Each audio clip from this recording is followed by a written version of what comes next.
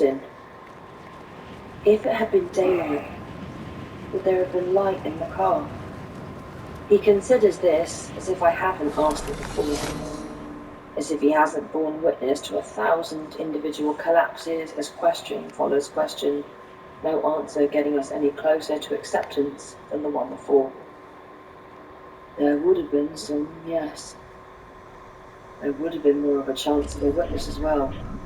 Busier roads, a passing driver who saw them and stopped to call for help. They'd have to have seen me crash. The car was not visible for long. Do you feel like this overshadows everything? I say. I mean, us, Freya. His gaze narrows. How can it not? When you lose a child, you make your life in that shadow. You're never going to be cured.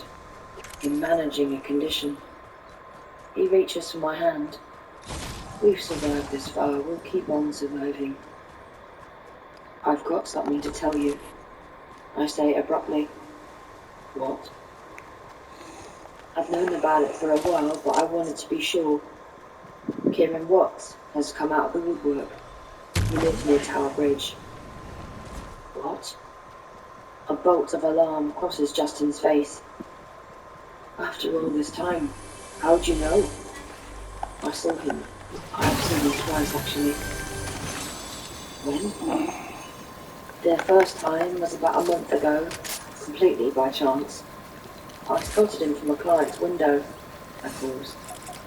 I've told Vic. I had to. Seeing the tick, light as a moth's wing by his right eye, I feel a reciprocal flutter. It has never been clearer to me in this moment that Justin was as much a partner to me as Vic, and yet he never behaved as if he were entitled to the same status. And, he says, and he wants nothing to do with it. With what? With. And I can't say any more. I can't confess. Not to that. Just with the fact of it. That explains it, Justin says, and his brow actually clears. He'd been so preoccupied, glum. I knew it was more than the time of year. The annual year-end deterioration of my spirits. The approach first of Lucas's birthday, and then the anniversary of his death. It is, I agree.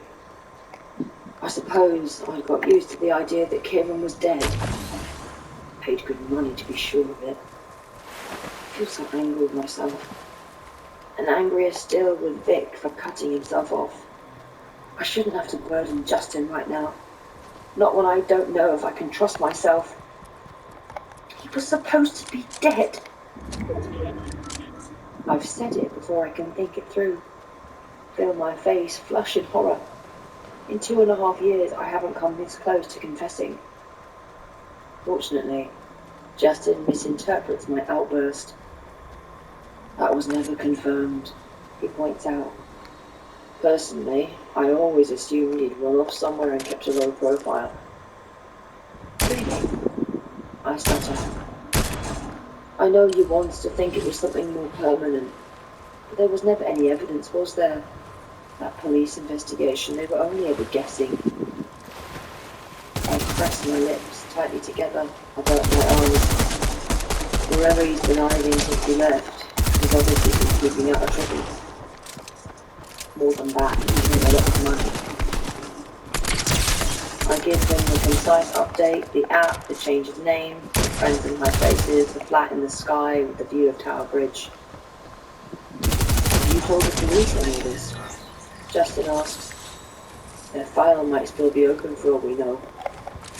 My answer is a tricky one to get right. Of course I haven't told the police. I haven't for the same reason I bought the second phone. Apparently zipped in my handbag with the power turned off. I need to keep myself under the radar for what might come next. A second attempt, if I can arrange it. I want to tell you first, see what you think. Anyway, they might already know. A cold feeling presses down on me as I realise I have no idea whether or not Vic, might have contacted the police for exactly the reason Justin states. But no, he wouldn't want the police reconnecting with Kieran again, wrapping things up, interviewing him about the details of that tip-off Ratcliffe knows about, asking who he thinks might have issued that death threat. Justin has his phone out. When did you last check the missing people site? I don't remember. This is true. When Kieran was first reported missing, I googled his name constantly. The missing people listing even claiming a spot on my most visited list. Then, confident we'd successfully got rid of him, I'd had no need to continue with the ritual. After a month or so, I took a walk along Regent's Canal and threw my iPad and second phone into the water. Lord knows I never imagined I'd one day be buying another. On the few occasions since that, I've tortured myself by revisiting original reports of the car accident. I've passed over the old links to scan for fresh references. Here it is. Justin shades the screen with his hand so I can read the message. Page no longer available. And look, when you put his name into the search box, it doesn't come up. He's no longer missing. Does it say when the page was taken down? No. Could have been any time. He hands me his phone, and I examine the matrix of faces, so many of them tragically young. Many of the missing since dates predate that of Kieran's case. So the police do already know. Why didn't they tell us? None of our business, I suppose. It's totally our business, I cry. Do you think Kieran asked them to keep this from us? To protect his new identity? Every step of the way they put his need before ours. You want me to phone them and find out? Justin offers, no, leave it. I'm trembling as I pass by the phone. I take him down. So long as he stays away, it will be fine. And the look Justin gives me then, like he's proud of me, and how far I've come in my grief is a new, terrible kind of heartbreaking. Where was it you said he lives? He asks. Shad Thames. Okay, so it's not like it's Oxford Street. I can't remember the last time I went there. I think you should make a point of not taking new clients in that area. Finish the one you've got, then keep well away. Yes. I think fleetingly of the prospective client and the heights with whom Selina has shared my number. I know that if I do not hear from her, I will follow it up myself. I should stay away, but I will not. We fall silent and I look out across the reservoir. I imagine stepping away from Justin and dropping into the water, sinking in the same spot Kieran's car went under. Drawing my last breath exactly where Lucas drew his, and scream for him as he did for me. Know the utter bleakness of death. I step back, seasick, heartsick, my vision blurring. Let's go.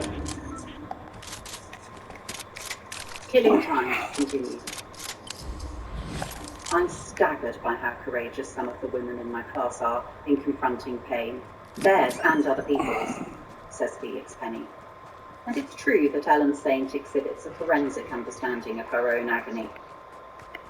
Since Lucas died, I've lived with pain every waking second of every single day, she tells me. My life has mostly been an exercise in managing it. Right now, writing is a big part of that.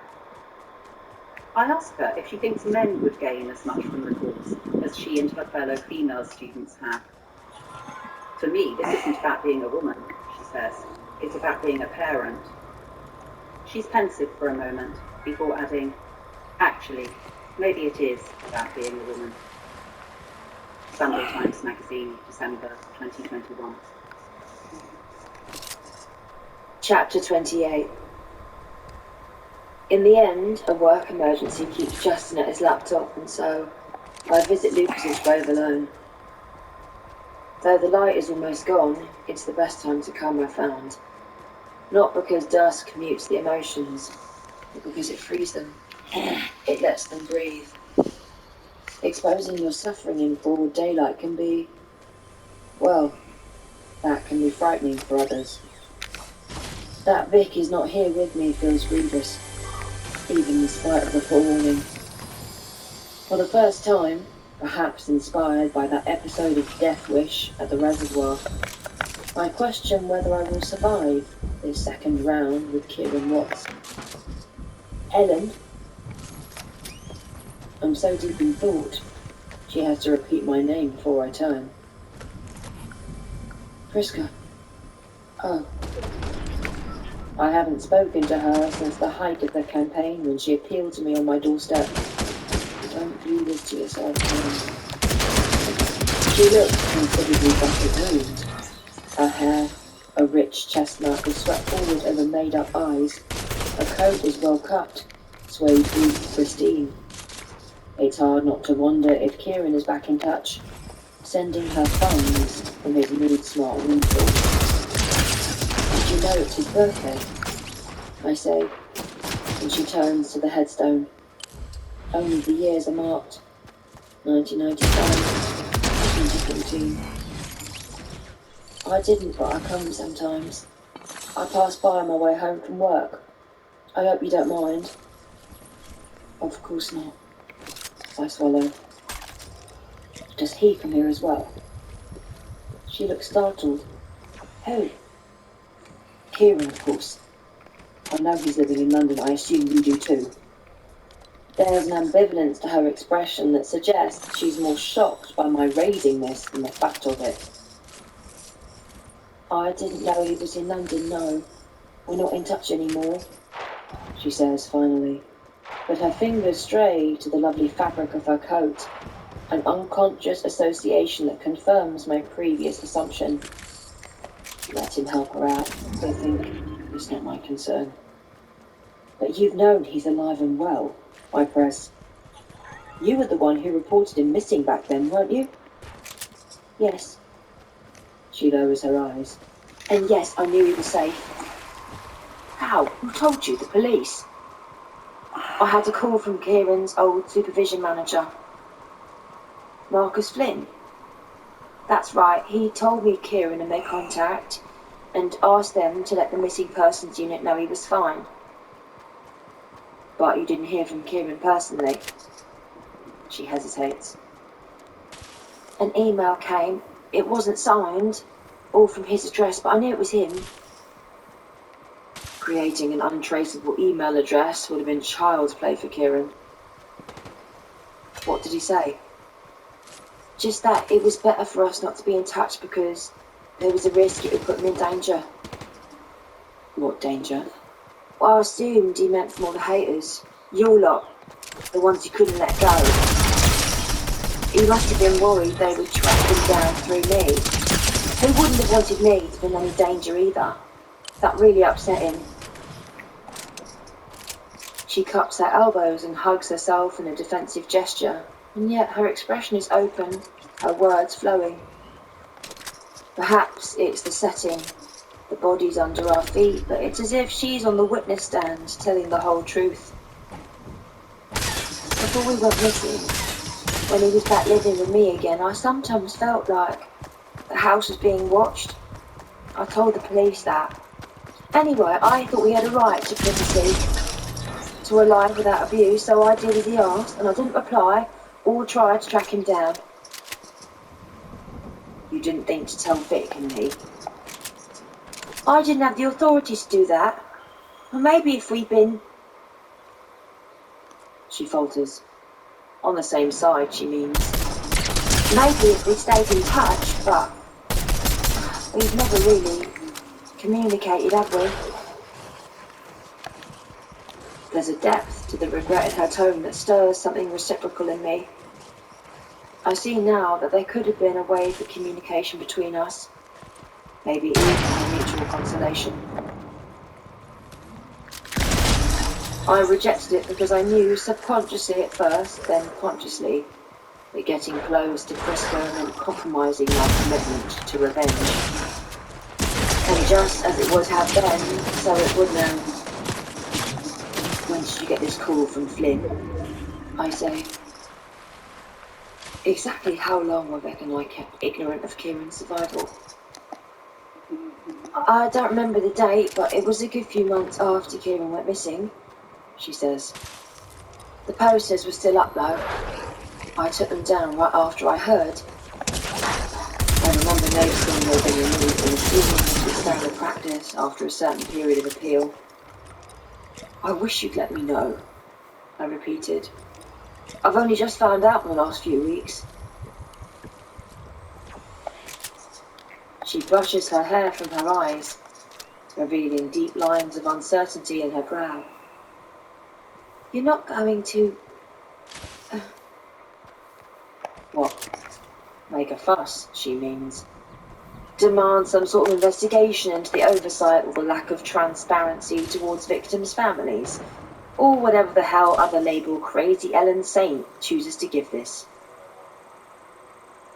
Complain, she says, settling on the safer word. To the police, the probation people.